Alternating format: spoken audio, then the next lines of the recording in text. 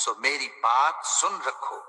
قیل ادخل الجنہ قال یا لیت قومی یعلمون، حکم ہوا کہ بہشت میں داخل ہو جا، بولا کاش میری قوم کو پتہ چل جائے، بما غفر لی ربی وجعلنی من المکرمین، کہ میرے رب نے مجھے بخش دیا اور مجھے عزت والوں میں شامل کیا۔ وما انزلنا على قومه من بعده من جند من السماء وما كنا منزلين، اور ہم نے اس کے بعد اس کی قوم پر کوئی لشکر نہیں اتارا اور نہ ہم اتارنے والے تھے۔ إن كانت إلا صيحة واحدة